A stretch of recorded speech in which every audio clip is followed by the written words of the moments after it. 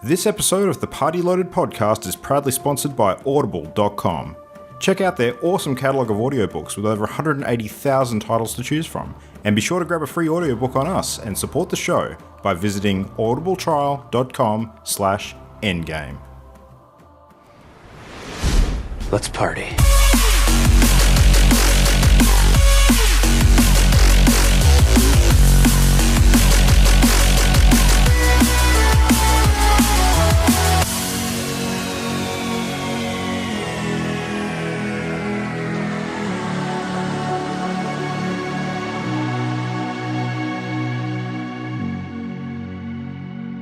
Come all to the greatest podcast this side of the cosmos, including the black holes. It is the Party Loaded podcast for Wednesday, the 9th of January, 2019. Get used to saying that one.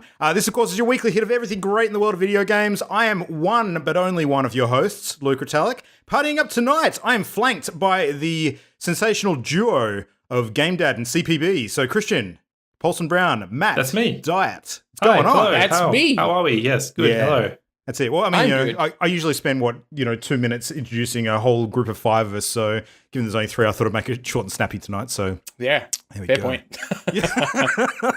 Yep. High energy. No, it's been good. It's a cozy crew tonight. It is, yeah. Yeah, it is a cozy crew. We have notes from the others, though, which is fine. So, good for them to contribute when they're not here. And Jam was especially keen to point out that, to lead things off, that she's only got 6 trophies left to get in Beat Saber. So I think we should probably give her that mention. I take it that probably means she's beaten the campaign then. I think she said she has, yeah. Yeah, I did too. It was disappointingly, flat. Oh, really? Just the one thing is there's a really cool song in the end credits, but you can't play the song. Like, how dare they do like a really wicked song in the end credits, but you can't actually play it Beat Saber style, and that annoyed me. I was like, had my controllers in my hands, I'm ready to go. I thought I'd be like chopping the names as they're coming towards me, and like the credit scroll, but no, nothing. Oh man, what a missed opportunity. Yeah. Oh man, yeah, that's disappointing. I'm still going to complete it just because. Oh yeah, it's still good. That was just a tiny little sour note on the end. I got my hopes up. Yeah. Actually, it's funny, like, we didn't really last week because we had our plate full with content already, sort of talk about New Year's gaming resolutions and that kind of thing. But one of the ones that I did set for myself this year is I'd really like to platinum Beat Saber. I think that would be a really hard one to kind of do, which would take, quite a bit of commitment to actually get down. So, yeah. Yeah, I haven't studied the trophy list properly. I know that I was thinking of doing Tetris Effect, but that is freaking impossible. That's like actually a very poorly designed trophy list, I think, where it's just beyond the realm of mortal ability to actually achieve. Yeah. And I actually listened to a podcast with one of the Tetris Effect team on it, and he was saying that they are reviewing the trophy list and seeing if they can make some adjustments to it because it is too unachievable. Yeah. Good. I mean, I like the ones where the platinum is really, really difficult and requires a lot of effort and, high skill ceiling. But when there's virtually no one that gets it, you kind of have to question whether, is there a point or not? Like, the Monster Hunter World one was a good example. Like, getting the platinum for that game was ridiculous. I don't know if you remember some of the things you had to do for that was just... I think you probably have to grind that game for about 1,000 hours before you actually achieve some of the objectives. It's just nuts. I don't mind, platinums that take a lot of dedication, but when it's just a pure raw skill thing, you just have to have the a good enough hand-eye coordination or response time to achieve this. When it's beyond a certain point, I think it's too much. Yeah, no, fair enough. All right, well, yes. We should probably kick off our This Week in Gaming by touching back around to some of the stuff that we ended on last week, some of our pledged commitments for the week. And if I recall correctly, one of the things that we closed on was, Matt, you mentioning that you were going to be playing some games with friends over the weekend. So how did that go? Did you get to it? Yes. So we went and played Jackbox Party Pack 5, the most recent one. Nice. Which a lot of Jackbox is just, here's a couple of the games that you had in the last Party Pack that have just been revamped for this one. But Party Pack 5 is basically all entirely new stuff, except for You Don't Know Jack, which is back and is hilarious. I hadn't actually played You Don't Know Jack before, which is rather funny, given I have all the Jackbox Party Packs except the first ones. So, yeah, we played through it. The key ones we ended up playing, there's actually a game in there that kind of looks like a side-scrolling platformer shoot-'em-up type thing. Huh. And I'm like, how does that make sense for Jackbox? So we didn't end up playing that one because we were much more interested in the funny ones that would get us a good laugh. Yeah. So we played Split the Room, which is simple and interesting, and much like a game that we played during the PAX quiz night. Oh, like Truth by Consensus? Yep. It is basically Truth by Consensus. So it's basically somebody. It starts off, people go and put in words to finish a sentence, basically. Like, I think one of the ones that I got was like, you have the ability to read minds, but only when you do blank, and you're currently sitting in a job interview, so do you read the mind at that point, right? And the whole objective of the game, how you win points, is actually by making sure the room splits. So if you end out with everybody agreeing, yeah, no, we would not do that, then you basically don't get any points. But if you end out with a perfect 50-50 split, and it takes some people a really long time to decide, you get a ton of points. Okay. So I think my one in that was like, or one of the ones I remember at least was so you can read minds, but only if you hum a really jolly tune and you're in a job interview. So do you do it so you can read the interviewer's mind? And it ended out with a pretty good split. I think it was like 3-2. Okay. So it worked out rather well. Yeah, that one was actually a lot of fun. The later rounds kind of end out getting really weird, where they just add a whole bunch of stuff like, if you do this thing, then this thing happens, but this thing also happens, but this thing also happens. It becomes really difficult to kind of say what the situation exactly is. Yeah. Then there was Patently Stupid, which is hilarious. I'd actually seen a lot of people playing it in YouTube videos, and I can see why. So it's basically a drawing game, and the whole idea is basically that you and your friends have gone to this expo type thing where they teach people how to get patents for different pieces of technology and such. And you're given a really weird problem to solve, and you have to draw up a schematic for what you're going to do to solve that problem. Okay. I think the one that I got was like, oh no, my parents keep on buying soggy pizza.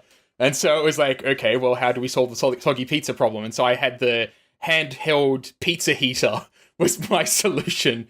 And then at the end of it, you can either have the computer just pitch it for you, or you can pitch your invention to everybody else. And yeah, that's really, really funny. We got some really good stuff out of that. That's a game that I think would go down great with our group, actually. I think that would be a winner. Yeah. But my actual favorite one was one that a lot of others were like, I don't want to play this. But after playing it for a bit, I love it. It's called Madverse City, which is basically a rap battle game. It is so funny. So basically, it gives you it's fairly complex. Like, if you don't know what an adjective is off the top of your head, then you have to keep Google open so you can quickly type it in and be like, what should I enter in for the word here? But basically, it asks you to give them a word, and then it gives you a sentence with that word in it. And then you have complete freedom to make the next sentence into whatever you want, and you make the last word rhyme.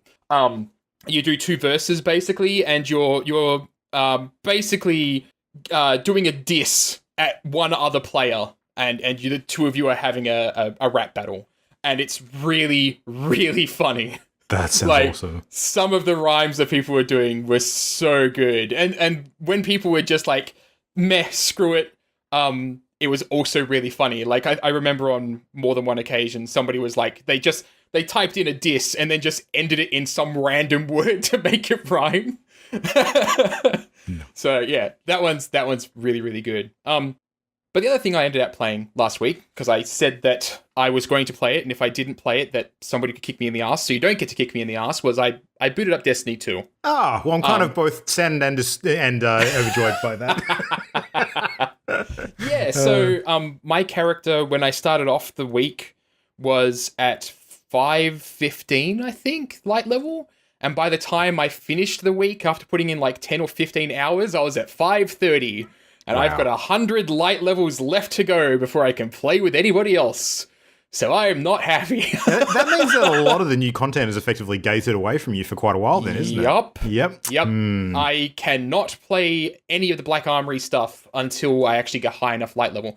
Mind you, like, this is from Forsaken, and I hadn't got myself a high enough light level that I could even actually do the Nightfall every week. So they've done some stuff to lighten the load on actually getting leveled up, but it's just not enough. Like, they have these catch-up mechanics where if you're below 600 light level, it drops more prime engrams, and prime engrams always drop with +5 light level on your average light level. Mm-hmm. But the problem with that is that you can't tell it what prime engram you want. And so I ended up in a situation where my average light level was 325 at one stage, and my primary weapon was really holding me back. Like, it was a hand cannon, and it was like 506 or something like that light level. Right. So it was really holding my light level back. And I kept on having chest pieces drop, which I already had a chest piece that was like a 531, 532 light level. So all the chest pieces that were dropping were my light level average +5, so they were actually worse than the one I was already wearing. So you end up just spinning your tires for a really long time. The prime engrams drop more often, but you're still mostly reliant on doing weekly events and your daily stuff to actually get more prime engrams, but then you're rolling the dice on those prime engrams, actually giving you an upgrade so that you can progress. And it is the most frustrating thing in the world, I gotta say. Like, I'm not a fan. It feels almost like they've just kind of given the Black Armory content, and this makes sense, right? Like, I'm guessing that they're assuming that the Black Armory is not going to bring back old players, so this feels almost like punishment for having dropped out when I did and not having been consistent with Destiny. Oh, wow.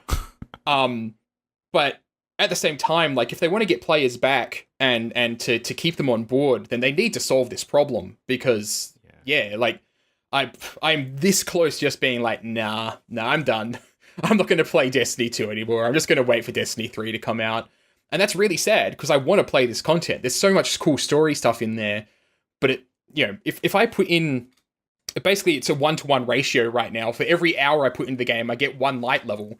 So I'm going to have to do 100 hours to get myself up to the light level where I can compete. So yeah, that sucks.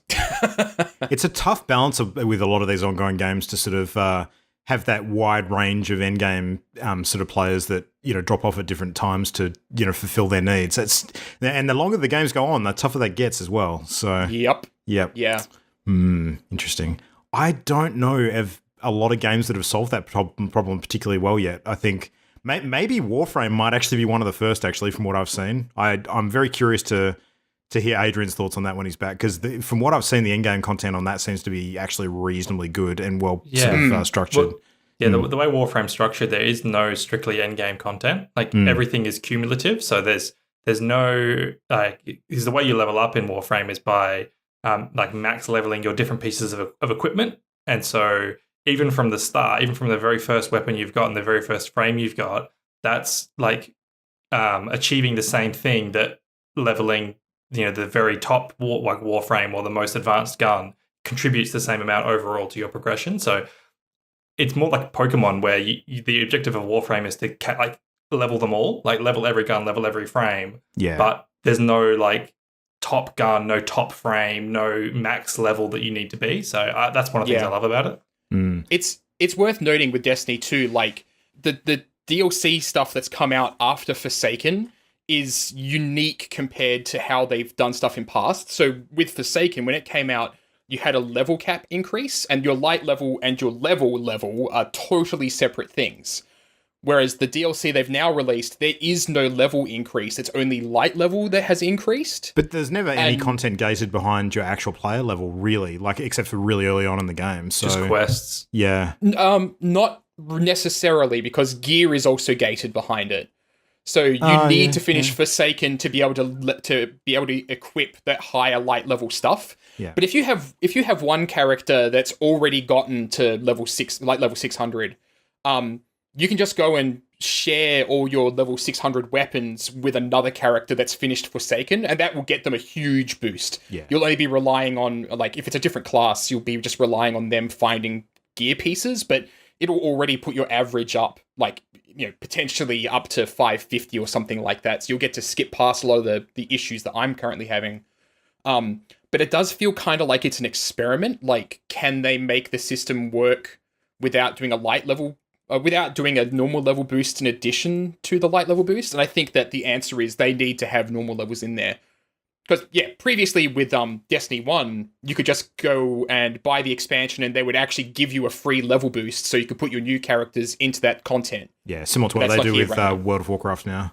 Yeah. Yeah. And World of Warcraft just had a huge XP drop.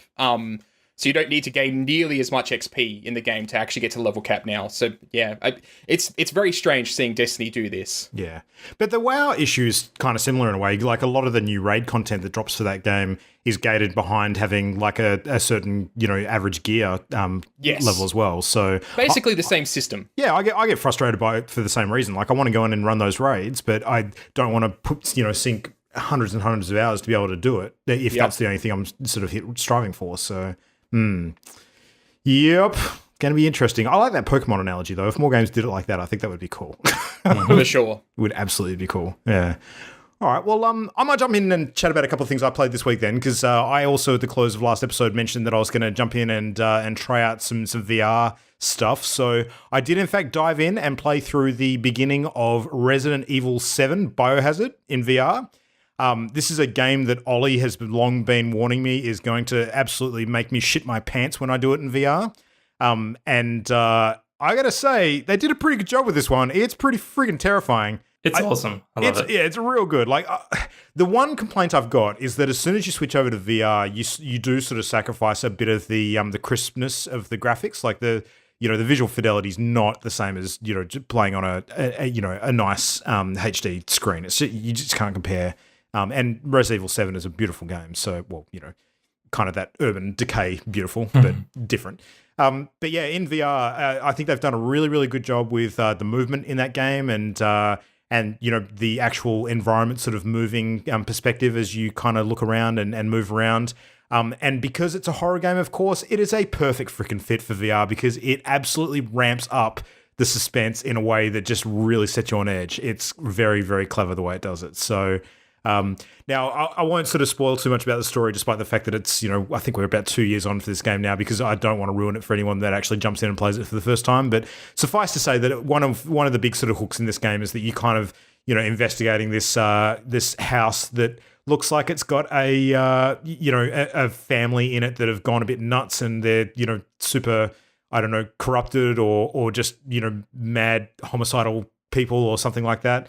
And, part of the suspense is trying to look around in this house and not run into them.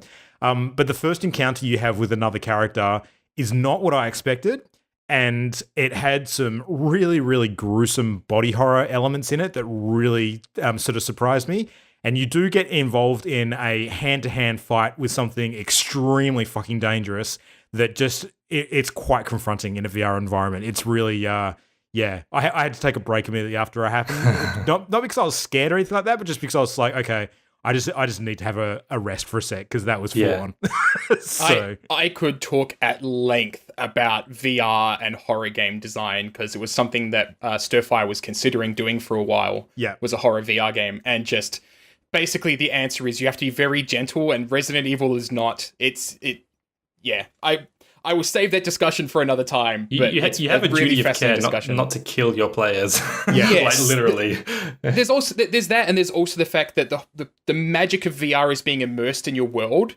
But the moment you start getting terrified of things, your lizard brain kicks in and reminds you that this isn't real. That makes it actually kind of bad design. Well, yeah, you've got to have the pacing right. You can't sort of dish it all up too quickly because you burn the suspense bridge essentially. Exactly. Yeah, you need suspenseful horror, not like jump scare horror. That's when you go and rip the headset off. Yeah, exactly. There was one moment in particular, just as I was starting the game, where you kind of start off outside of this house. Like you pull up in your car. There's overgrown trees and stuff around the outside of the house, and there's a fence that has a chain and a padlock on it that you can't get through. So the first thing you have to do is to actually find a way around that into the property, and you end up sort of bashing through a bit of the bush and finding a way down through some sewer water and stuff. And one of the first things that happened is as I was looking around, there was a gap between a couple of trees, and as I sort of moved my head around, I caught out of the corner of my eye an unmistakable sort of silhouette of someone walking past one of those trees. And I was just like, what the fuck? And I turned back around to it and I was like, it's gone. And I did not see that person again. There was no sign of them being there at all. But just those little touches where they put that in there knowing that you're going to see it out of the corner of your eye, but not sort of giving you more than that, just really serves to set you on edge. It's very, very clever sort of suspense mechanics. So yeah, that kind of stuff I really appreciate, because that paid off with my experience for the next 10, 15 minutes of not a lot happening in the game. Just that one thing just really made me go super slow for the next section of it, as opposed to just barreling on ahead. So it did its job. Like, it was really, really clever. So yeah, but I'll get back to it sort of later this week. I think that the game, when it opens up a bit, and I've got a bit of a hint as to where it may be heading, but I remain, hopeful that I'll be surprised and that I'll be completely wrong about that. But I think it's going to be a fun ride, and it's going to be one that I'll be quite happy to do short sort of bursts of, as opposed to sitting down and trying to finish the game over the course of a weekend, for instance, because VR, unless I'm jumping around physically and, swinging lightsabers at things, I think, small chunks of it are a bit more enjoyable than playing solid, multi-hour sessions in a lot of cases. So, yeah. But anyway, the other game that I finally jumped into and started playing last night, in fact, was, after dunking on it a little bit last week, was Atlas. So I have jumped in, and I am very curious. I'm going to say some stuff, Matt, and I want you to tell me if this exists in Ark Survival Evolved, because this is kind of my first entry to this company's games, and I'm curious how much of this stuff is carried over. So yep. Go ahead. Now, the intro to the game is pretty straightforward, formulaic survival stuff. So you start off... actually, no. For me, it wasn't, because... And this is part of the problem that I saw with the intro of the game. Because this is built as like a massive multiplayer world where I think the capacity for the server as a whole is like 400,000 players or 40,000 players or something ridiculous. The way they've done it is they've kind of instanced it across different sort of blocks of the map, which is kind of cool. You can see how many players are on each block of the map at once, and you can select where you want to start. Now, the game's not very good at telling you this, but one of the places that you ideally want to start is where there's what's called a free port in this game, which is kind of like a little starter sort of port village, which has some of the basic resources that sort of respawn more rapidly than normal. So you can chop up wood, you can gather stones, you can get fresh water, all that kind of rubbish. I didn't realize that at first, so I picked another area of the map to spawn in, and as it turned out, I kept on spawning into the middle of a fucking ocean. So I was literally entering the game underwater, freezing cold, swimming my way to the surface, looking for land like all around, and realizing, I could see the brief silhouette of something like off in the distance, and then trying to swim towards it before my endurance ran out and I basically drowned. Now, I did that 12 times before I realized that something was going wrong, and that I was probably spawning in the wrong location in the world. So I switched over to another part of the server, and then bam, spawned in the right place. So yeah. More for me, should have learned from that. So first thing, that is totally a thing in Ark as well. Oh, is it? Fuck me. Yes. So basically, when you hop into an Ark server, the map has different zones, and so you can coordinate with your friends. Hey, I've just spawned in this zone, but different zones are varying levels of dangerous. And so you can basically end out spawning in a zone that absolutely has carnivores that will just immediately obliterate you, or has incredibly dangerous weather that will immediately just make you die. Yeah, Ark is basically the same in that respect. Okay, cool. All right, so anyway, got started, did the basic building stuff, gathered wood, made a flint axe, pickaxe, got the stone thing going, etc., etc. Now, one of the first things that you do in this game is that you sort of get your way towards getting a schematic for a raft, and then you craft that raft, and then from there you can actually sort of set off from the port area and explore the world proper. There's a bunch of resources you have to gather to be able to get the blueprint for the raft. There's like a couple of NPC traders at the port that you can purchase them from. And I think the way they structured that is quite clever, because it forces you to learn the basics of crafting and, leveling up a few times to get to the appropriate things on your skill tree so you can actually get the stuff needed for the blueprint. So it's kind of like a soft intro in a way. It forces you to do that basic stuff instead of jumping ahead and being unprepared for sailing out. But you do have to get into combat with a few of the beasts in the local area. Like you have to spear them and get some meat and learn how to cook and that sort of stuff. Now, first run through, I got killed by a freaking tree monkey, which was hilarious for everybody except for me. And second time through, I decided to try and spear a wild boar, but I missed the boar and hit a bear behind it. and then ended up spending the next 5 minutes running like fuck away from that thing. So it was not a particularly smooth start. Eventually got there. It was a bit of fun. Now, a couple of things that surprised me was, number one, the survival mechanics in this game as far as staying fed and hydrated and that sort of stuff. There are multiple things you have to keep an eye on. So there's your hunger bar, there's your water bar, and there's also 4 vitamin bars. Is that a thing in Ark, Matt? Vitamins, no. Okay, so this must be new for Atlas. So one of the things that this forces you to do, which I actually think is really friggin' cool, is you've got these 4 colored bars, and eating and different types of food actually increases different vitamins. So what it's forcing you to do is to actually have a balanced diet, as opposed to just like killing a whole bunch of animals and just cooking and eating them endlessly without getting some variety. So berries, for instance, will fill up one of the bars. Meat will fill up another one. Fish will fill up another one. And there's some plant stuff that fills up the 4th one. So that really kind of, ensures that you are either learning culinary skills to sort of blend those ingredients together and eat stuff that fills multiple bars at once, or that you're actually venturing it out and actually, trying all those different sort of hunting and gathering skills to get a cohesive whole. Now, it doesn't kill you if those bars drop to 0. It just starts to limit you in various different ways, depending on which bar it is. And they're referred to in game as vitamin A, B, C, and D. So I don't know if there's any tracking to real food in terms of what vitamins would normally be associated with fish, etc. I suspect not. But I've never seen anything that detailed in a survival game before, so I thought that was incredibly cool. So I think it sounds tedious to me.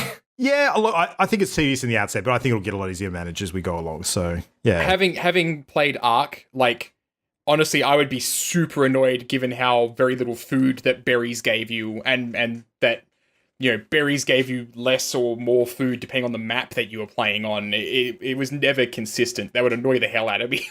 Yeah, I'll have to do some more testing to work it out. But I was getting the impression that as I was eating berries, for example, they were having very, very little impact on my hunger bar, but they were actually beefing up the vitamin bar a bit more than they were on the hunger. So yeah, I don't know. Like it might be one of those things where you can get away with just doing one thing, and you'll still survive, but you won't get the advantage of having all of the vitamins in check. It could be like a buff thing as opposed to a serious penalty thing. I'm not entirely sure.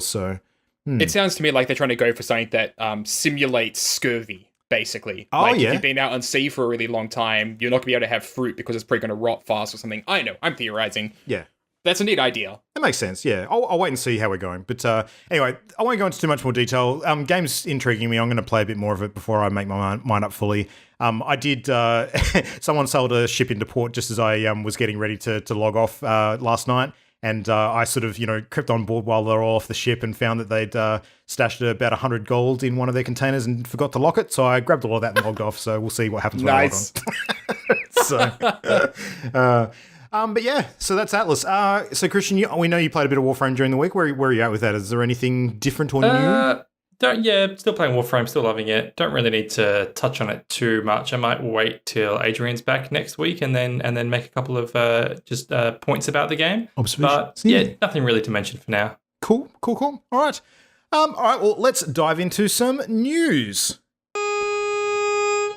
Now it's time to hear some gaming news. Time for some gaming news.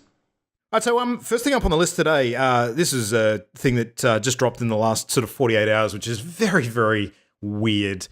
And I hope that this isn't an indication of what's to come in 2019, because holy crap, this is the sort of stuff that I thought we'd left behind last year. So Overwatch League. We all know about the Overwatch League. Sort of had a big year last year. Started running some major events. The odd controversy around different team makeups and that sort of thing. A running commentary on the lack of gender diversity in the league, which was a bit of a shame, but tough to overcome given the nature of esports and the culture in general that brings. But there was one team in particular that made a few headlines last year for having the first Overwatch League female player. And unfortunately, this week they've made headlines again for all the wrong reasons. So it seems that this particular team, which goes by the name of Second Wind, they discovered that their female player, otherwise known as Ellie on their team, was actually not a real player at all, not a real person. So they they had this person on the bench, I believe, as a substitute. It wasn't actually one of the active roster players. And because when they first recruited them, they were in a bit of a bind for talent. They were, under time pressure, I think, to actually make the roster.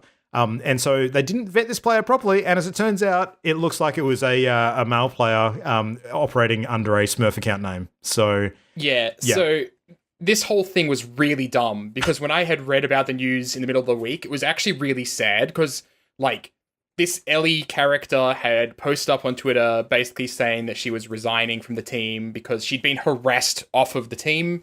And it was kind of spotlighting just how difficult it is for women to be in esports at all. And then for it to come out that this was a fake persona just makes the whole thing that much worse. If this was a publicity stunt, then it's fucking stupid. If it was to try and highlight the difficulties that women have in getting into esports, it's even worse because it's probably just made their lives way more difficult. All those people that were doing all the stupid conspiracy theorying about how this was not actually a real person and it was a Smurf account and it was totally a dude playing it were actually right. Yeah. And that has just, this team has fucked up big time. It's really dumb. Yeah. Yeah, it's exactly right that what you don't want to happen is for the people to be proven right in these sort of stories. A couple of years ago when Overwatch first came out, there was a South Korean female player who received similar criticism, and people accused her of never being able to actually perform. They called her a hacker basically, and then she proved them wrong by doing a live videotape of her with her hands playing Zarya being awesome. And that's what you want to hear. You don't want to hear stories like this that are really damaging it. It just blows my mind that at the top level competitive sort of play of a game like Overwatch, which relies hugely on communication, this was Overwatch. This is Contenders. So this wasn't a proper Overwatch team. This is Contenders is a much wider pool of teams and players. Right. So they were more well known because of the nature of the player involved. Yes, I get that. I just still think it's wild that a team that is supposed to work closely together and be able to communicate with each other. And, in theory, you would vet players based on the ability to do that, would not be able to pick up on the fact that whoever was, speaking to them was not actually the player behind the keyboard. It seems like what they had was a female on microphone with a guy playing next to her and then sort of, communicating amongst themselves while sort of playing online or something to that nature. But that just sounds insane. Yeah. I don't know. They called it a social experiment. Fuck off. Oh, God. So, that's real bad. That's a shame. I hope that we actually hear of some women being able to crack into that scene without having to go through this sort of bullshit. So, yeah. They just made their lives much more difficult. It's what they just did. Absolutely. Yeah. I mean, Blizzard have responded officially and sort of said that they're going to be treating similar instances of impersonations, quite seriously in future. But I really think that if someone can fake their way through, that process needs to be completely overhauled. That just sounds nuts. Yeah. Just a quick side note too, there's a YouTube channel I watch called Core Gaming who covers the fighting game community, and he recently put out a video on the experience of women in the fighting game community, and it's really eye-opening and worth a watch. It's only about a 5-minute video, just straight interviews with women in the scene, and really interesting. How depressing is it on a scale of 1 very to 10? very depressing. Yeah. Oh, God. Yeah, quite brutal. Yeah. All right, well, on a slightly lighter note, speaking of Overwatch still, it seems that Blizzard this week have done something a bit sneaky, and they published a new short story in comic form featuring Soldier 76, and in the same stroke of him sort of interacting with Anna, have slyly revealed that he is potentially a gay or bi character through the narrative. So similar to what they did with Tracer a year or so ago when she was, having an intimate moment with her female partner in one of the strips that they published. Soldier 76 is sort of, looking at an old photo of, potentially romantic partner from a time past and making a few comments that, give that impression. I like how Blizzard have not sort of given too much information, though, and clarified exactly where that is. Or made it a big feature. It's kind of like, it's just factored into the story in a completely unobtrusive way. They haven't sort of gone out of their way to blow, the LGB, TIQ trumpet from the rooftops. It's just been like, this is it. Just accept it. It's part of the character, we move on. So yeah.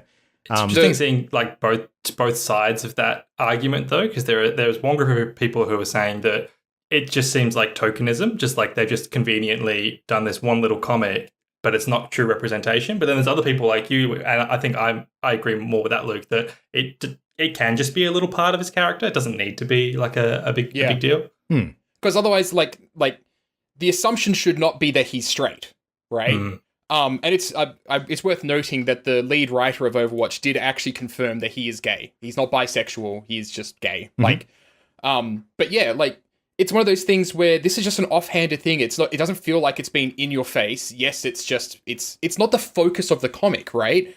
It's just a discussion about a past relationship he had. If this was a female character that he was looking at a photo of, nobody would be batting an eyelash about why are we talking about his previous romantic partners, right? Yeah. Like, I don't think it's tokenism at all. I think that they just mentioned via the way of the story that he's gay. Like, that's it. I like it especially because it's normalizing something that should absolutely be normalized. You know, as an everyday occurrence that should no longer be a source of sensationalism or controversy. It should be, you know, a representation of the world that we live in today, which is, you know, further and further, you know, becoming clear that this is something that people just need to realize is, you know, the day and age that we live in. So, it's great. They've already added the picture as an in-game spray as well, which is nice. Very cool. That's cute. So I didn't know, but apparently there's some promotion on at the moment where Blizzard have partnered with different Twitch streamers for Overwatch, and if you watch their streams for a number of consecutive hours, you get in-game sprays and icons, and if you watch for 6 hours, you get the Soldier 76 photo spray. So that's nice. That's cool. Nice. Yes. Right, well, Yeah, more Blizzard or ex-Blizzard news. So a while ago last year, some of the key members of Team 5, which is the Hearthstone team at Blizzard, left. That was Ben Brode and Hamilton Chu, Brode kind of being the face of Hearthstone previously. Yongwu as well was one of the big ones. Yep. And they founded Second Dinner, and until recently hadn't announced what they were working on. Still no big details, but they have said that it is a Marvel game. So they've got the Marvel license to develop a game. And they've also gotten funding through NetEase from China. And one of the job descriptions on the Second Dinner site says that they are there's a huge opportunity to make deep, satisfying games that are optimized for mobile. We're currently working on a game we're really excited about. So it does seem like the game they're working on is a mobile game, which ties into the NetEase funding, being, you know, they're a major mobile developer. So yeah, I'm kind of hesitant to get too excited about it because I'm not a big mobile gamer. Even Hearthstone, I played 95% on PC. So I'm gonna be cautiously optimistic about this, but not holding my breath for anything super exciting. Yeah, I think I'm more excited for Second Dinner as opposed to for this specific game because I'd like that studio and the people to go on to do stuff in the future. So yeah, totally. And then another little tiny announcement that ties into my interests, which is the Bravely Default team have teased a new title. So this Bravely Default is an awesome Square Enix JRPG series on the 3DS, some of my favorites in recent years. And they've just put out a little tweet, one of the devs saying this year's going to present some challenges, but they're going to try to make a good game, and I hope many people will enjoy it. So it does seem to be, you know, an announcement of a game in there. And I'm really excited for hopefully it's Bravely Third, because they did Bravely Default, Bravely Second, and then everyone's been hoping for Bravely Third. So fingers crossed. Okay. There's only been two of them. I thought there was more of that game. No, just two in the Bravely series so far. Interesting. How recent is the first one? Is that like a last first one, 5 years? I want to say it was 2013. Okay. I think the first one, and then 2016 for the second. So should be about due for a third. Interesting. Well, speaking of game announcements, there was a new Alien game announced called Alien Blackout, and I'll just read the blurb here. Try to stay alive while trapped aboard a crippled Weyland-Yutani space station carrying a deadly xenomorph that as it tirelessly hunts you and your crew. Outsmart the perfect hunter by making perilous choices. Players must rely on the damaged controls of the space station or risk sacrificing crew members to avoid deadly contact, permanently altering the outcome of the game. Basically, it's Five Nights at Freddy's, but with the Alien IP. It's like that's literally what the trailer looks like. It's the character actually looking at a pad and then directing, you know, other people through the the space station, essentially. But the neat little, it's a small world after all, is that the company that developed it, or is developing it, Rival Games, I actually know the guy that founded it because he was a GDC scholar in the same year that I was in 2013. Oh, there you go. So, there you go. Nice. Yeah. Reach out now. We'll get him on the show. I bet he would. I'll actually give him a poke. I'll find out. Yeah, nice. It's funny, like the whole Five Nights at Freddy's sort of game style, I think that fits Alien perfectly, Yeah. but that's probably not what I'd want from an Alien game at the same time. Yep. Yeah. I would agree. Yeah, like the game mechanics work really well for it, but Five Nights at Freddy's was already done. This sounds like it could potentially add some new mechanics to that formula, but we have to wait and see. I think for Rival though, like they were a small company that were working on their own IP. I think it was their own IP or it was based on a novel or something. For them to actually have landed this is really, really big for them. So like huge congrats to the team for getting that IP. Well, if you can somehow in the game load yourself into a loader mech suit and go hand to hand with an alien queen, I might still be in. So I won't say. Yeah. All right. Well, cool. Well, still that part of the year where there's not a huge amount of news going on. Things are still warming up slowly and getting the machines whirring. But in the meantime, we've got some stuff to chat about tonight because it is that time of year where we look ahead to see exactly what 2019's got in store for us. So tonight's main topic is going to be all about that. So we're going to have a look at some of our most anticipated games for the rest of the year, based on what we know at the moment. And obviously that information will continue to play out as we move into the year. But we're going to have some fun and make a few predictions as well. And this has become like a bit of a time-honored tradition for our show as well as several other places around the net. But we like to put our own spin on it and look at some stuff. So I also endeavour to do better than I did last year with the predictions. So we'll see how we go. Most anticipated games for 2019. Who would like to kick off? I think we've all got a bit of a handful of things we want to touch on. So open floor, gentlemen. I will kick off, sure. So Rage 2 is absolutely my biggest game for this year. Like, of all the stuff that's been announced that I know there's a release date for, the fact that it comes out the day before my birthday is just like, that's perfect. I will pick it up and I will play it all day on my birthday. But it's also one of those games that, when I played it on the PAX show floor, I was honestly surprised at how much I enjoyed it. It was a game that went from 0 to 100 on my hype list, basically. But I've got that and all the other stuff, there's no actual confirmed release date for yet. So I've got the new Dragon Age I'm super hyped for. Oh, you're dreaming if you think that's this year. I don't think it's going to happen this year. Who knows, but I'm hoping. Pokemon on the Switch, which I do think will happen this year. Necrobarista, which is going to happen this year. And Psychonauts 2, which better bloody happen this year. So, I mean, what do we know about all of these? Like, Rage, we seem to have seen a bit of... aside from actually playing it ourselves, some of the recent trailers have given us a bit of a look at that game world that makes it look quite large in scale. Yeah. So, yeah. I'm maybe cautiously optimistic that's going to be quite a large game. What do you think about that? I hope it's not too big. Like, I hope that it feels alive, because one of the big problems with open world games, just they often feel super dead. Like, you get into them and it's just, it's open desert, and then there's a scattering of actual interest around. If it's like Far Cry sized, like the most recent Far Cry game, that's not too bad. Yeah. Well, because you actually have vehicles incorporated into the game and they'll be able to cover quite a bit of ground, I think that's part of the reason why maybe the map will be a decent size. So, yeah. I hope there's not much reliance on vehicles in it, because I don't tend to enjoy vehicle sections in games. Okay. So, yeah. I don't know. Because I know in Rage, they were the first one. They were kind of unpopular, the vehicle sections. Yeah, so hopefully it's not too much.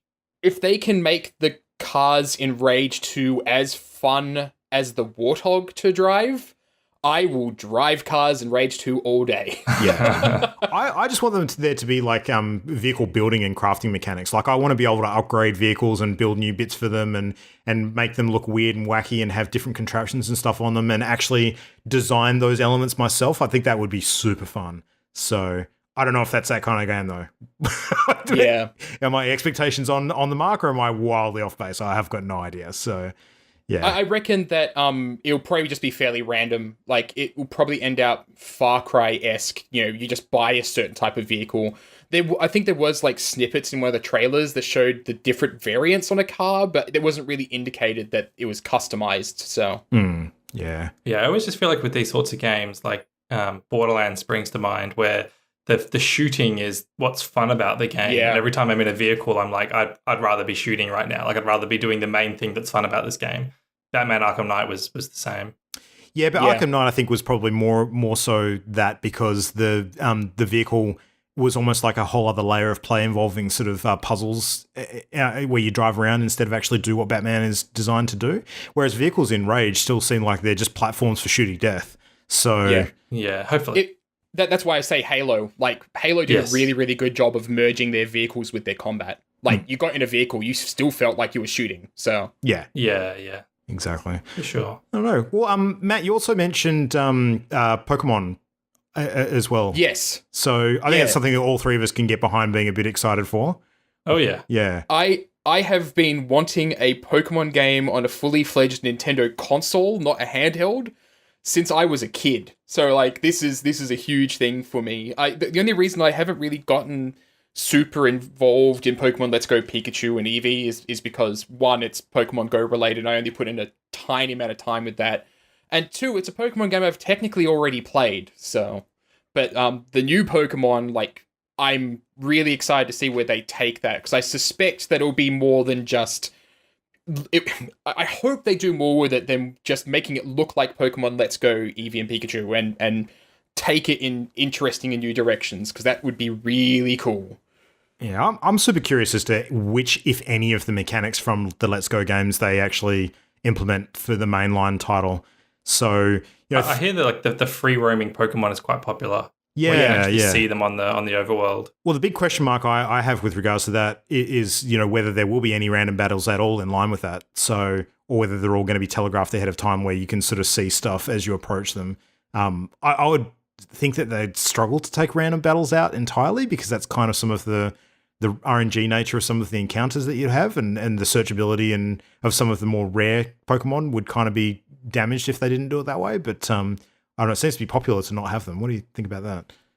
I think that the random encounters will stay. I think that they won't mess with the core formula that much for the main game, as much as some people might want it. Yeah. I wouldn't be surprised if they did take out random encounters technically, but what they would do instead is, Pokemon actually being hidden in the tall grass that might be aggressive otherwise. And so as you walk through the tall grass, suddenly that Pokemon does appear and starts chasing you. And it, like, that would be kind of interesting. And it would also give a kind of visual appeal to repel, like if you're walking through tall grass and then you see a Pokemon that would have otherwise jumped out and attack you, jump out and run in the opposite direction instead. Yeah. Like, that would be kind of cool. Yeah, because they've had like subtle visual indicators in the core games before, with like the shaking grass that you would use for like shiny hunting and that sort of stuff. So if they just built on that, like if every Pokemon would make the grass shake or something similar to that, that could work. Yeah. Yeah. The one thing I'm nervous about is them trying to layer on too many new systems with regards to the fighting moves and evolutions. So, the Z crystals of Sun and Moon were a bit convoluted, I thought, and kind of made things a bit weird. The evolutions they had in the games before that as well, what were they called? The Mega Evolutions? Yeah, they were okay. I didn't mind the Mega Evolutions so much because most of I didn't like them. Yeah, I know there's definitely pros and cons. Most of the Pokemon had one available to them, but there were quite a few that didn't. So it was kind of like if your favorite Pokemon that you really enjoyed playing with didn't have a Mega Stone available to them, it seemed like it was like, this one kind of got the raw end of the deal sort of thing. So yeah. It kind of narrowed down your options, because there were Pokemon that were just better because they had decided to give them extra abilities or Mega Evolutions. Yeah. And so I never really quite got into those games because it felt like it was an unnecessary layer on top of things. Like, add in more Pokemon, but don't add in variants to Pokemon we've already got, unless it's a new evolution or something. Like, that's interesting. I didn't mind the Mega Evolutions, but again, like, unless they give that to every single Pokemon, it was basically making decisions for you about what you keep in your team. So Yeah. Well, I think what they tried to do was, because you could only have one Mega Evolution in your team, even if you had multiple that could do Mega Evolution.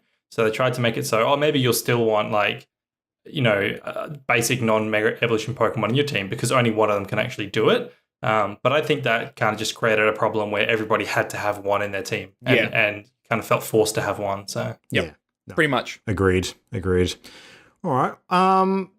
Anything else one we more want to thing with expand on? one more thing with Pokemon. Actually, I'll actually do a spoiler of one of my predictions, and that's that I actually think Pokemon's getting delayed.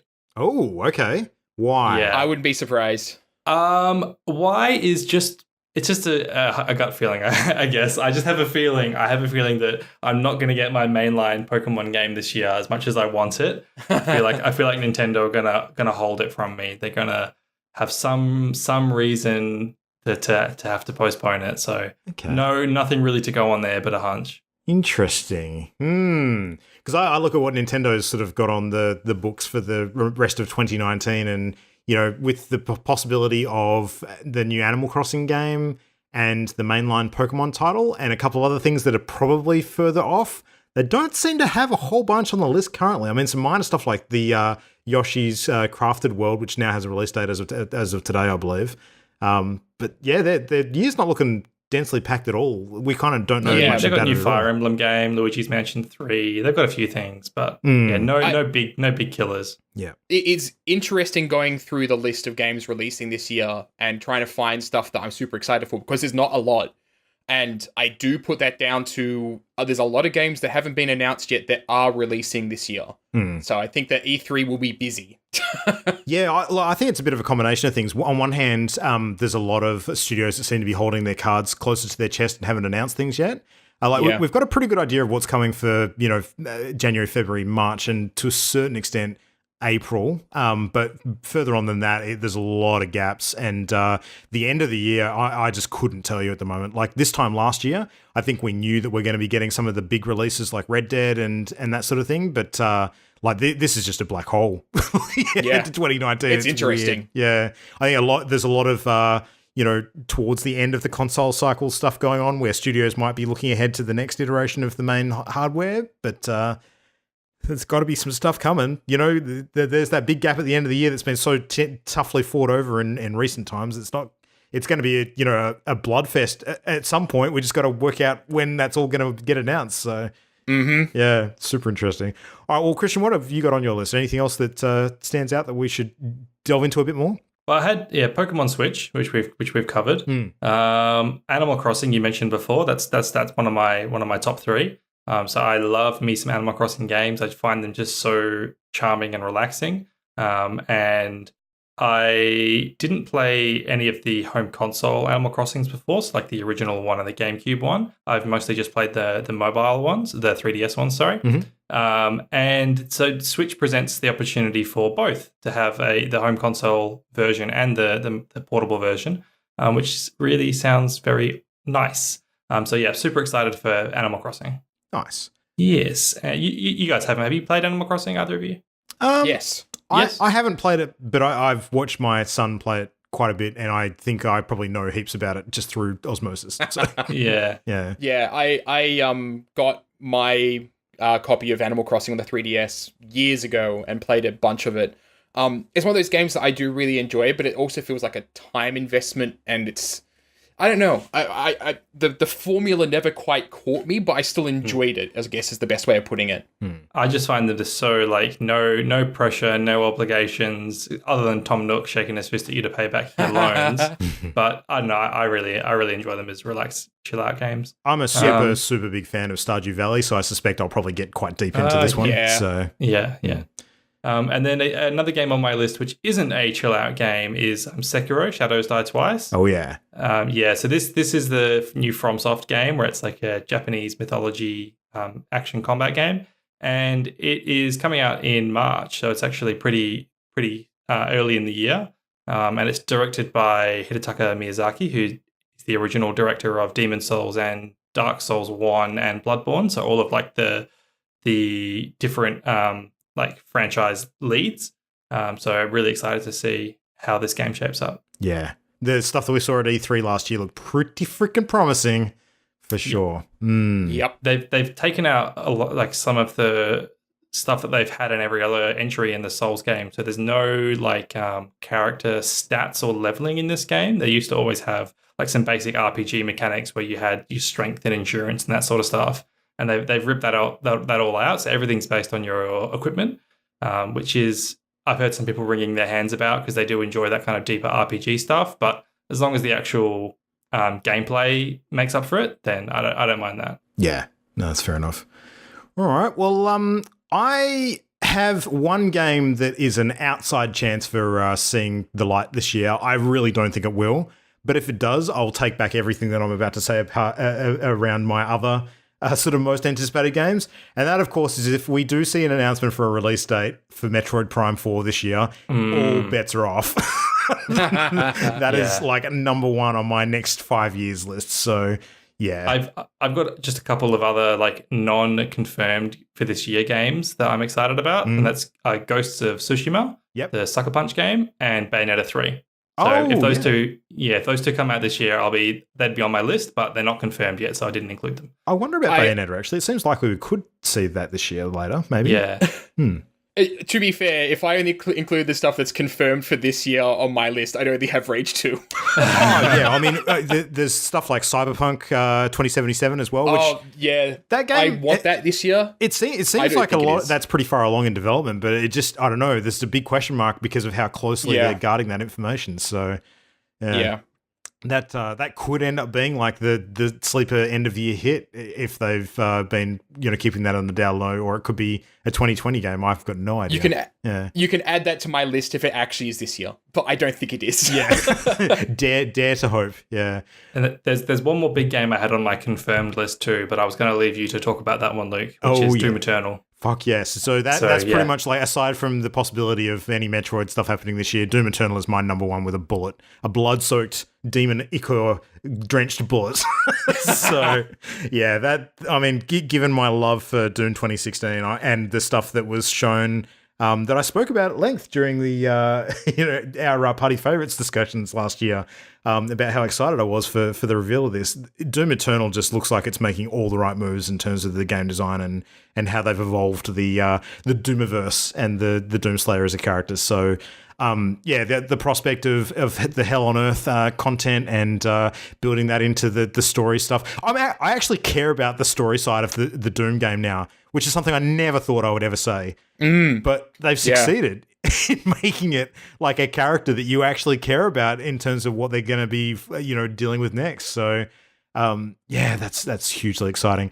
The whole sort of drop into other people's games thing with the invasion mechanic, sounds awesome.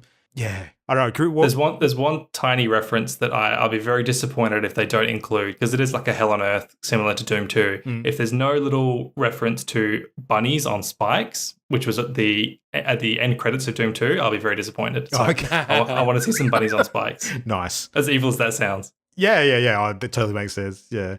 There was a tweet that went out during the week from Mick Gordon, who's been confirmed as the composer for the game again, which fills me with joy.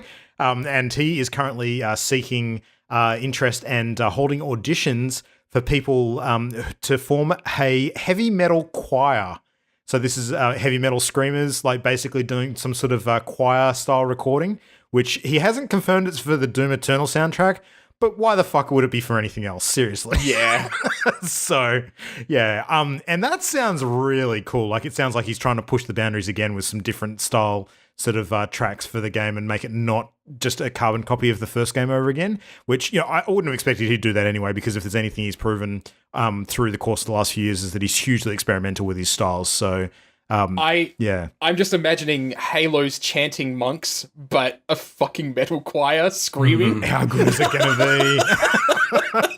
So good. So yeah, that's something I'm so pumped about. And we don't have a confirmed release date for that yet, but every indication is that it's going to be second half of the year. I don't think that'll be a 2020 game. I really don't. I think, It might be one of Bethesda's saving graces this year, in fact, trying to get back into everybody's good books, despite the fact that they're only publishing and not developing. So Bethesda's one of those companies that doesn't typically announce stuff unless it is actually within the next 12 months. Yeah, they've been pretty they good don't with announce that. stuff otherwise. With the exception of the tease for the new Elder Scrolls. Elder Scrolls and Starfield. Yes. Yeah. I think the reason they did that, though, was because everybody was asking, constantly. And it was basically just them bending to pressure, making those announcements. Is the impression I got from E3 last year, at least. Yep. I think you're right. So, what else is on my list? So, Division 2 is coming up real soon. That is, as well as Sekiro, a March release. I think those two games... Could have sworn that game was already out, hey. In my mind, I thought the Division 2 was already out. Yeah. I will admit freely that one of the reasons why I'm so hyped about Division 2 is because of how successful Ubisoft have been sort of pulling Division 1 from the ashes after release and, really giving it, a lot of love in terms of the ongoing treatment and releases for the game. So, the 3 DLCs have actually been pretty decent. A lot of the ongoing endgame development stuff they've done has been really good. I dived back into it, not that long ago just to see where things were at, and it's still a really freaking good game. So if they can get that, that Dark Zone equivalent endgame stuff a bit, better out the gate this time around, I think that could end up being quite popular. And it's just a solid game. Like I don't care if they don't diverge too much from the first division. It's just I really enjoy it. It's a hell of a lot of fun.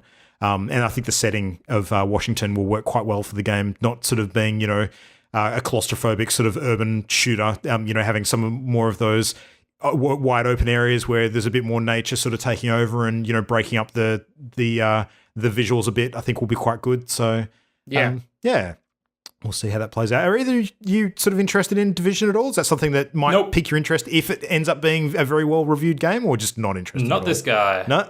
Yes-ish. Yeah. Yes-ish. I was in the Division 1 on day 1, and I regret it so much because I enjoyed the game until I got to the end, and that just put me off it so much that I haven't wanted to look at it again. And I haven't been looking at the Division 2 for pretty much the same reason. Like, it just made me so unimpressed that I was like, I just don't see this thing improving. And I can totally see that it has improved, but it just hasn't. Yeah, I will not be buying the Division 2 on release, put it that way. Yeah. I'll be waiting to see what people say. That's fair.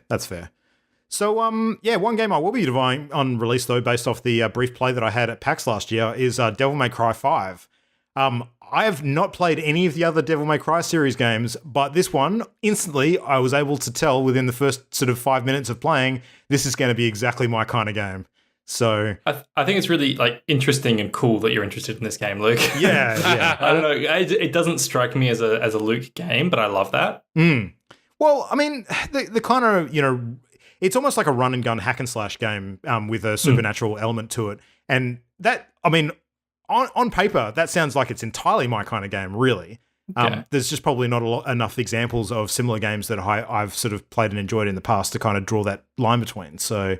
You haven't played Bayonetta, have you? No, I haven't. But Bayonetta is another game that looks on paper to be a lot of fun, and I'd actually quite like to play it. I just haven't ever gotten around to it. So, yeah, I don't know.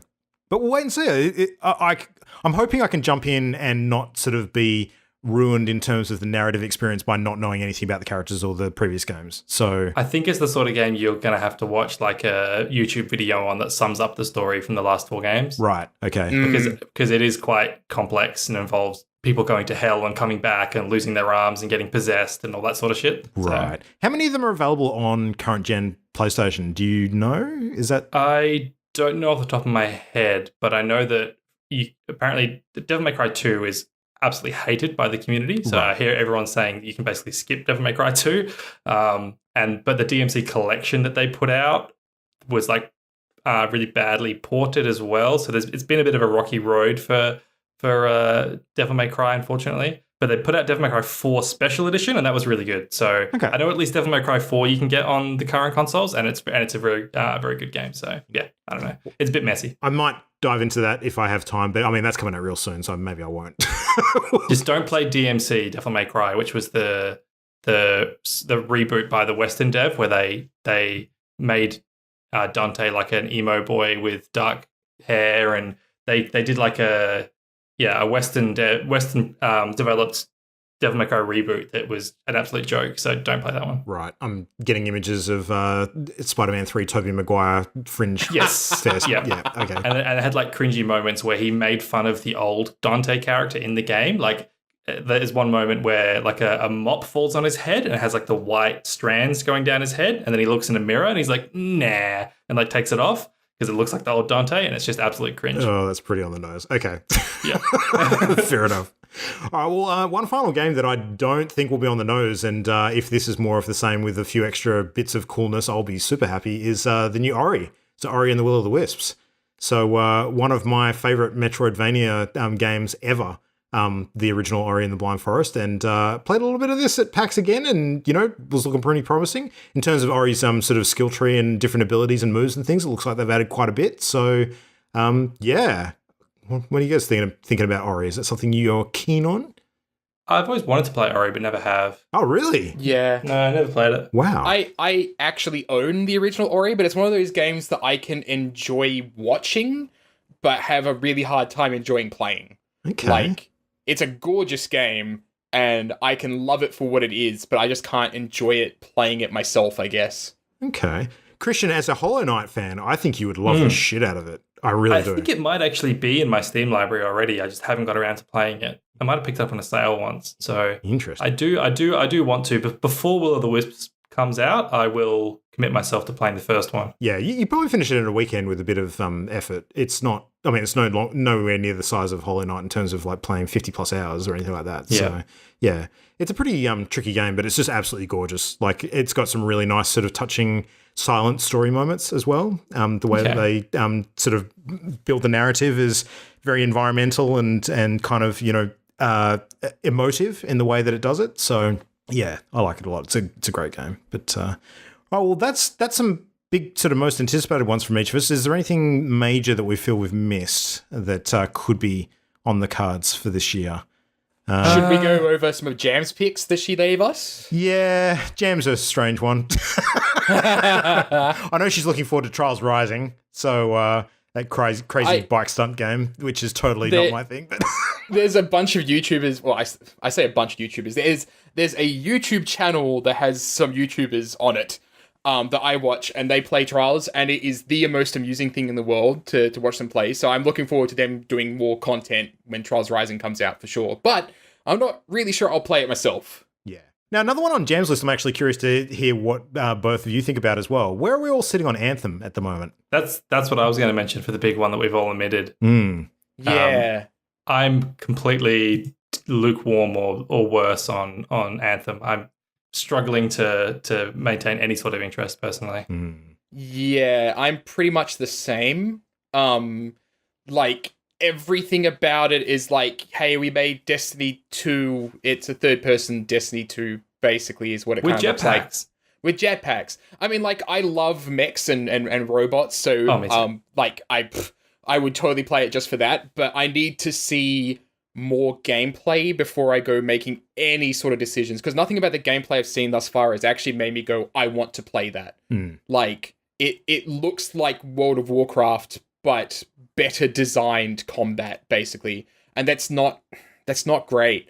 Whereas in Destiny, like, I can look at the gunplay and go, it's Bungie, they do amazing first person shooters, I'm going to love it. But in this case, BioWare doing a third-person action game, like, that was never the standout of any of their games, really. Like, they've never been massively good at that. It was always the RPG elements that kind of carry their games. And Anthem doesn't have much of that, so... I need to see systems. I want to know that this game is going to be breaking the mold in any way compared to other persistent online games. So if this is a game where I level up my character... and I pick up different weapons and get different abilities, and then I do kind of basic story missions, and then I get to a level cap, and then I do some kind of like raid content, then count me out. Like just that formula, I'm not interested anymore. Yep. Pretty much the same here. Like, I've got Destiny for that. I think all of the stuff we've seen for it so far has been really focused on crafting the visuals and the narrative sort of angle to the game, and not really talking about much of the systems at all, apart from the class-based sort of javelin suits. So, Yeah, like that. There's a whole lot of unknown about that core gameplay loop, as you say, Christian. Yeah, they're establishing all this stuff about what the world is and what the story is, but nothing about your ability to role play in that, which is the sort of thing that I'd be interested in. Yeah, like what does that mean for me? Like, yeah, I'm just totally disinterested in it, and that's really sad to say because I'm a total BioWare fanboy. So yeah, how much of that disinterest do you think comes from the BioWare's last sort of efforts, Mass Effect Andromeda in particular, being fresh in people's minds? I fucking loved Mass Effect Andromeda. Okay, so it has nothing to do with that. Like, Mass Effect Andromeda's narrative was not great, but the gameplay was the best of any of the Mass Effect games. Bar none. I'm not hearing it. Fair enough. It has nothing to do with Andromeda and just everything to do with Anthem just looking boring. Yeah, I didn't play Andromeda from disappointment in the reviews and everything, but that's not affecting my opinion on Anthem. For me, it's more fatigue with that style of game and how similar it does look to Destiny. Yeah. And particularly in like the visual design, where I don't, even though the Javelins, they're like, exosuits, they look okay. The designs aren't jumping out to me. They're not making me excited. So the thing that bothers me is that it would be very, very easy to sell me on the game. And I imagine that this goes for a lot of BioWare fans. If the pitch was third-person Destiny with BioWare RPG elements. If that was the pitch, I would be all over that shit, right?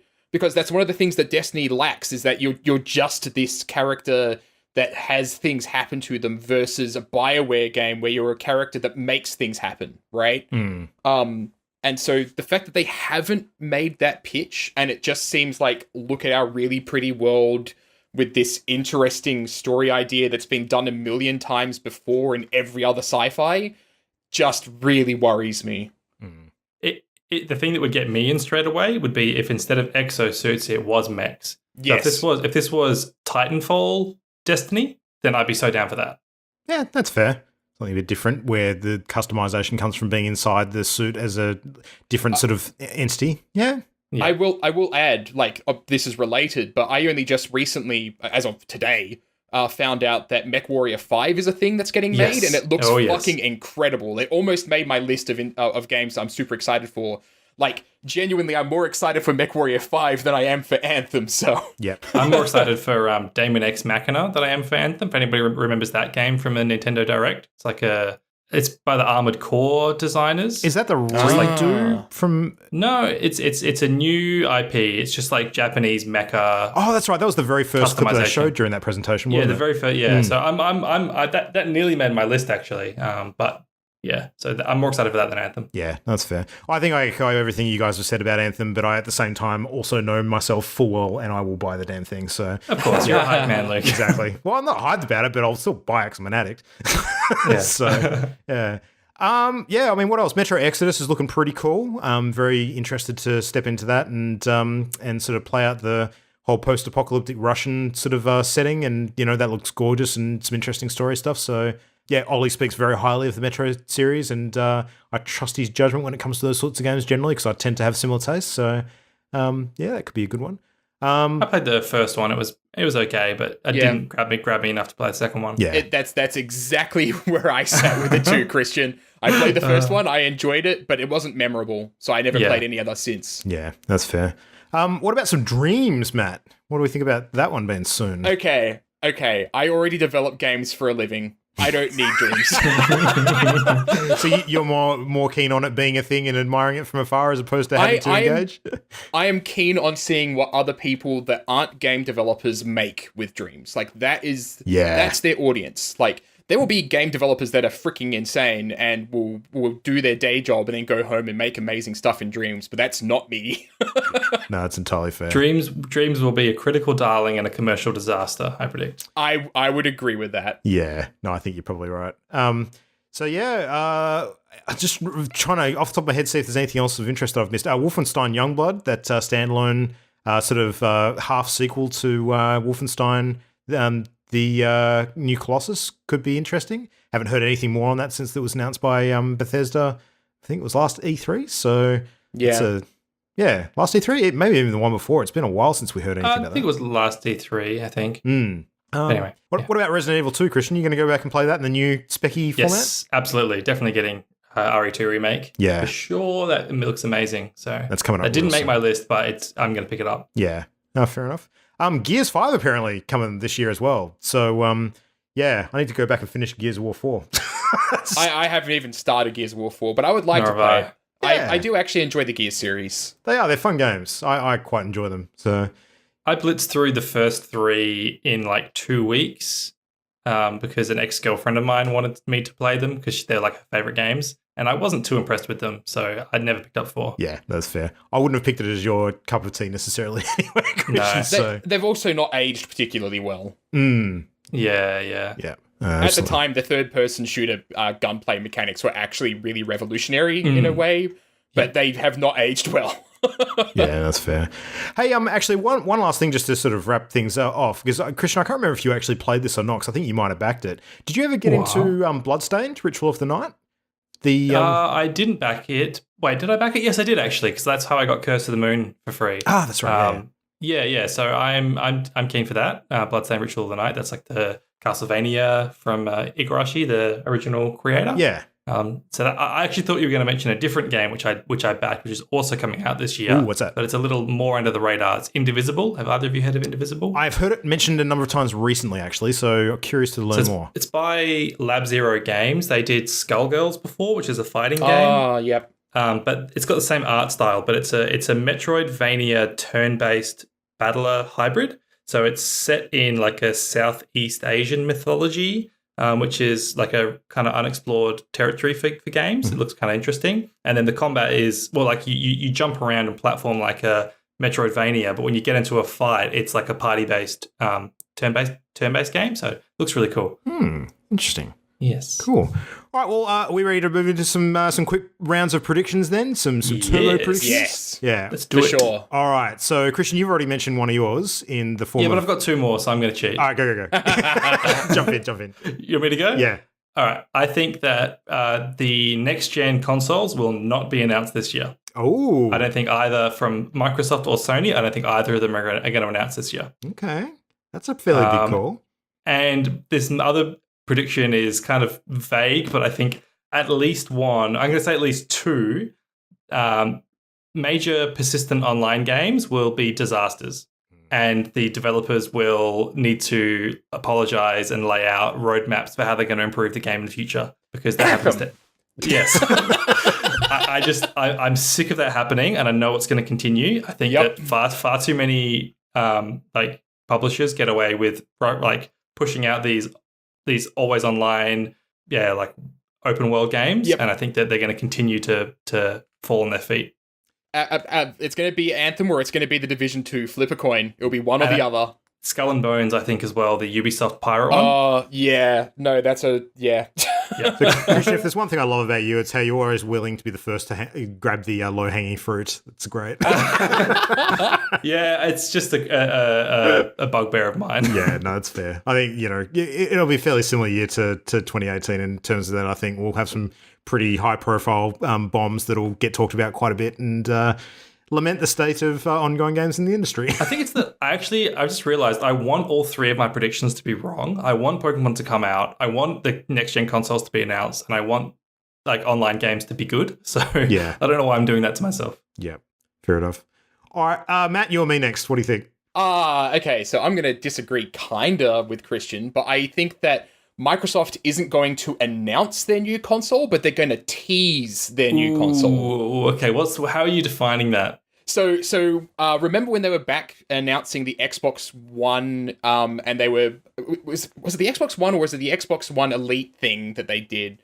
Where they kind of around the same like, time, the One S and the Project Scorpio, which ended up being the One X. Yeah, the Project Scorpio announcement was basically like, look at all these angles and snapshots of a thing that we're working on, and then it wasn't a official announcement of we're going to release this thing next year. It was an announcement of we are making a thing that's going to be out in the next year or 2.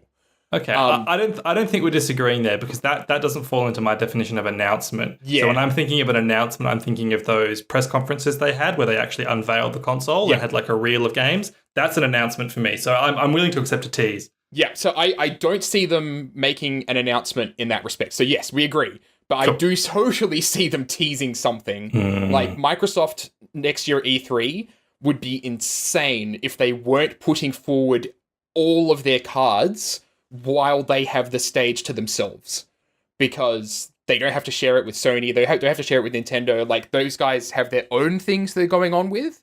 Microsoft will have free reign to do some crazy shit at E3 next year. I think Microsoft is going to be killer at next year's E3. So, or this year.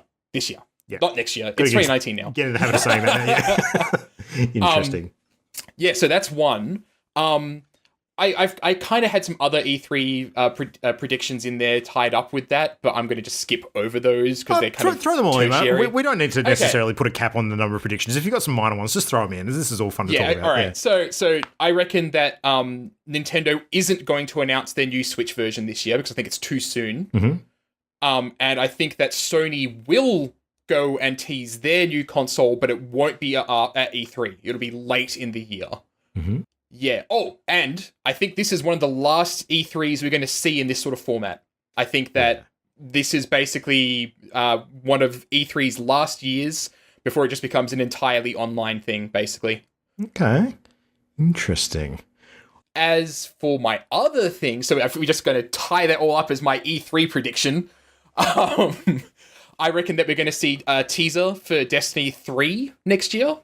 Or this year. God damn it. This year.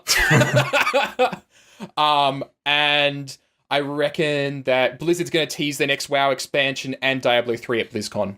Okay. Interesting. It's going to suck. It's going to be a shitty year for them. Yeah. I think it's going to be a shitty year for a few of the major names, especially off some of the narrative that we were discussing end of last year. Bethesda and Blizzard in particular.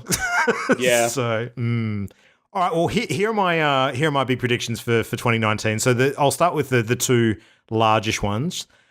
First up, in terms of major console announcements, I do think that Sony are going to announce the new PlayStation this year at a separate event of their own creation. So whether it's a PlayStation Experience style event or if they do something entirely different, sort of around the sort of just after mid-year mark, I think that's going to be coming this year.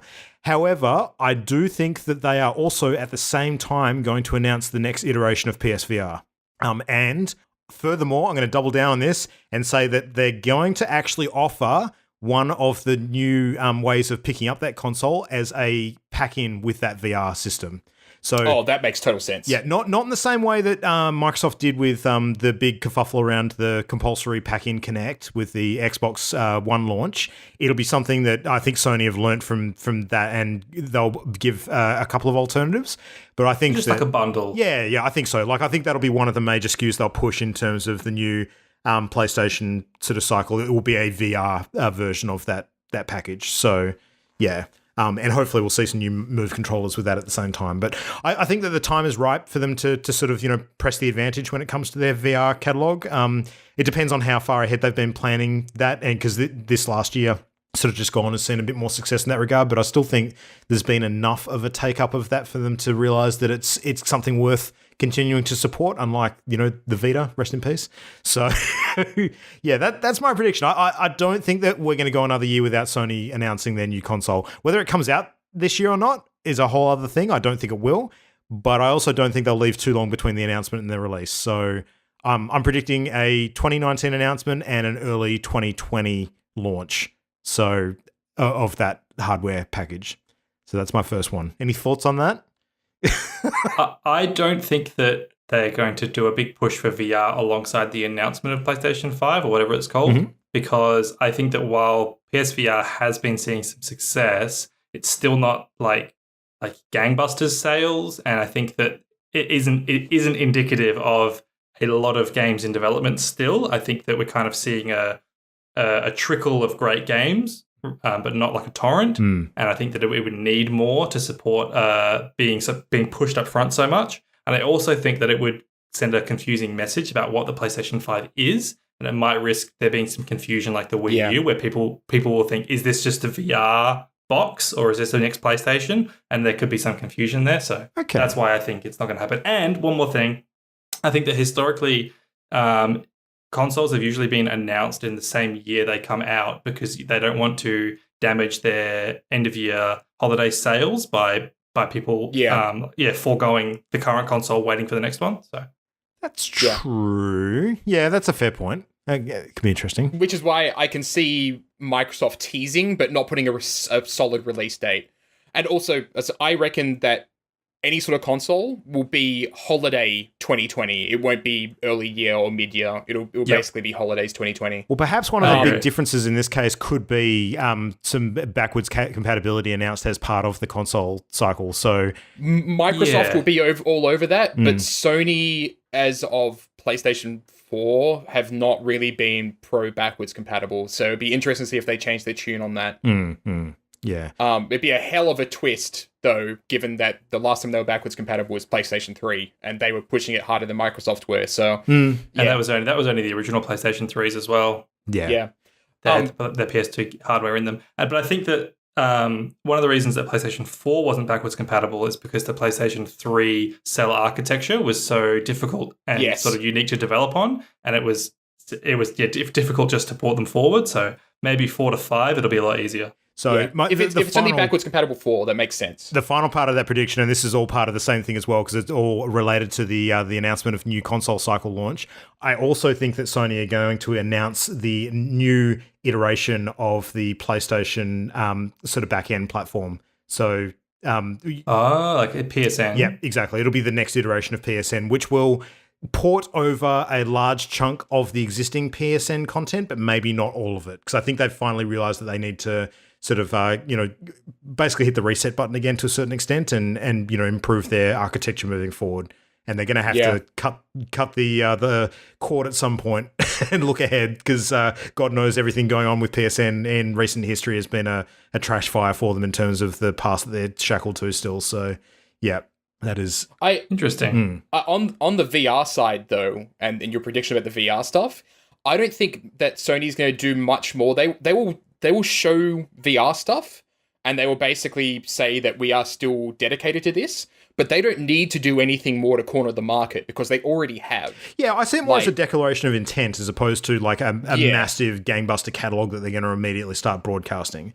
So I think it's important for them with the next sort of console cycle to make a declaration of intent with regards to, yes, we are supporting VR moving forward. This was not just a flash in the pan experiment for us at the, the back end of PS4. This is something that you can expect to be part of our infrastructure moving forward. So I could see that, but so I'm going to do a prediction on top of your prediction. No. If they do PlayStation VR with the PlayStation 5, they're not going to release the PlayStation VR when the PlayStation 5 comes out. They'll release it later for the reasons that Christian pointed out. Give a bump. Because they won't want people to actually get confused about what the console is. Okay, you could be right about that. I'm happy to swing for the fences, though, because they're the funnest predictions when you actually get them right. So yeah. For sure.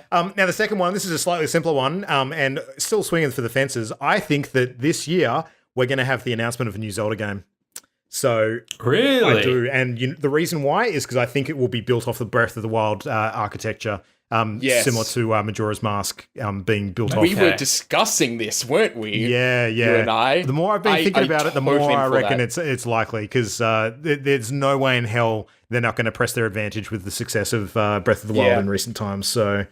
Yeah. I think there will be another Zelda game based off Breath of the Wild, like there was for Ocarina and Majora's Mask. But I think the next Zelda game will be a smaller title, like more similar to their handheld ones in the past, like A Link Between Worlds and that sort of stuff. Okay. So I think there'll be a game in between that. All right. Yeah, that's a possibility too. That would be kind of cool. Link Between Worlds is such a great game, so I'd be happy with that as well. Oh, yeah. So, yeah, they're the major ones, like, some smaller ones that I'd perhaps offer. I think that, Sekiro will be one of the Game of the Year big discussed games. That looks seriously awesome, and I think that'll carry some enthusiasm through later in the year. I think that we'll continue to hear nothing about Borderlands 3, and that'll become the next Half-Life 3. Yeah. I think that Battletoads, as much as it pains me to say, is probably going to bomb and be, stillborn on arrival. So... yeah, it's a game from a different era. Yeah, it will not land well. Yeah, which is a shame because I love the original, but I don't know. That's a troubled franchise if I've ever seen one, and Rare has not given me a whole bunch of confidence in recent years as well. So yeah, we'll see. But yeah, no, that's kind of everything I've got. So yeah, I'm spent. Yep. That's it. Now we just play the waiting game and see if we actually got any of this stuff even remotely correct. That's right. I'm going to write all this shit down and keep everyone accountable. Absolutely. I'm kind of glad we didn't gamify it this year because keeping track of this would be a nightmare. Yeah. So, all right. Well, anyway, plenty to sort of get excited about. I mean, I guess the first things we've got in the immediate future coming up is Resident Evil 2 later in January. And if any of us are actually going to touch Kingdom Hearts 3, I've got no idea. So, not me. No, not me. Not me. that's a big no. Adrian. Yep. But yeah, no, Resident Evil 2 is apparently on the 25th, so not that far away at all, actually. Very soon. And then things get a bit nuts after that. So yeah, it'll be good to crack in. I think this is a good time still in the remaining weeks before anything big comes out to get stuck into some of the back catalogue and maybe play through some of the stuff that we committed to over the break and never actually touched. So You mean more Warframe? yeah, that's a good example.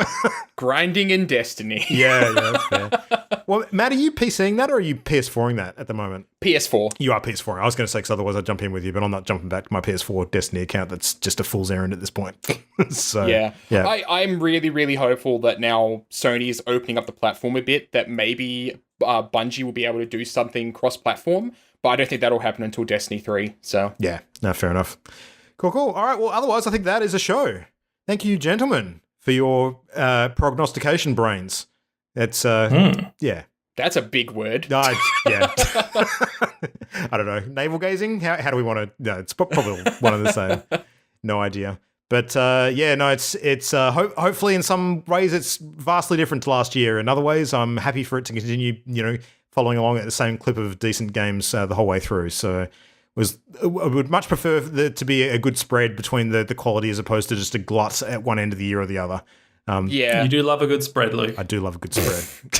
God damn it. And I am a glutton for a good spread. All right. Anyway, that is everything for tonight. Hopefully, Adrian and Jan will be back next week. Apart from that, you can get us at all the usual places, which are what, Matt?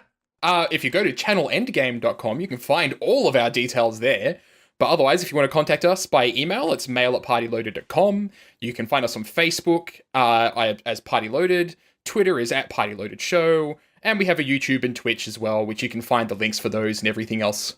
That's it. Sweet. I'm actually going to be doing a bit of a site redesign for the Channel Endgame site this weekend. And now that I've said it, it must be real. So, but yeah. Well, it worked for my playing Destiny 2. So absolutely. Yeah. I mean, you say these things into the ether and it just turns out to be absolutely accurate, doesn't it?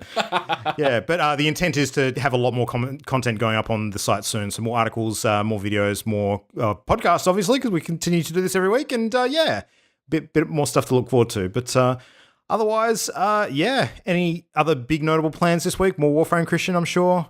Yep, that's for sure. Yep, Destiny for Matt. I got no idea what I'm doing this week. Probably more Alice. Yeah. I will put in more time with Destiny. I did boot up a little bit of Surviving Mars. I might actually play a little bit more of that since it seems kind of interesting. But I want to start picking away at some of the games from my backlog. Yeah. I'm just trying to decide which one I want to play first at the moment. I might actually install Middle-earth Shadow of War. Oh, really? So, I was going to say. Yeah. Because it's 0. Anyway. We'll see. Yeah. Yeah. Surviving Mars, is that the game with the cannibalism? Is that the one? I was going to ask you that last week, but I totally forgot. I don't think so. No, Surviving Mars is basically like a city builder, but on Mars. Okay, basically. I'm totally thinking of a different game then. Yeah. There was some sort of space survival game that involved eating your crewmates. I know what game you're thinking of. I know what you're thinking of. Yeah. Okay. Anyway. Well, we'll research that between now and next week. Anyway, otherwise, that is it for us tonight. Thank you, everybody, for listening. We'll see you all again next week for another helping. But until then, good night. Bye-bye. The Party Loaded podcast is a Channel Endgame production. For this and more great gaming content, bookmark channelendgame.com.